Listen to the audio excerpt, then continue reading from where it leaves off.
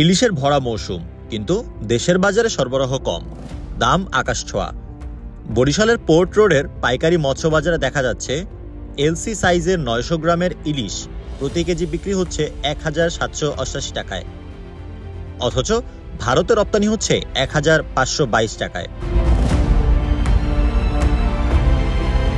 প্রশ্ন হলো, দেশে বেশি দামে কেনা মাছ কিভাবে কম দামে ভারতে যাচ্ছে?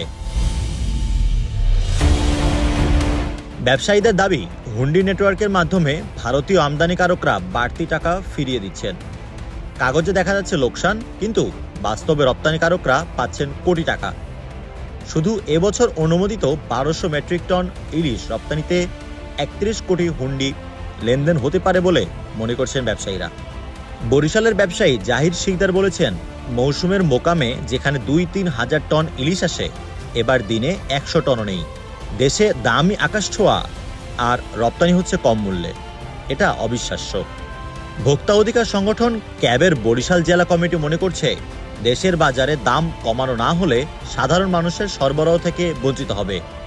এবার প্রশ্ন তুলছে সবাই, দেশের মানুষ কবে স্বাভাবিক দামে ইলিশ খেতে পারবে, যখন ব্যবসায়ীরা বিদেশের জন্য কম মূল্যে ইলিশ পাঠাচ্ছে?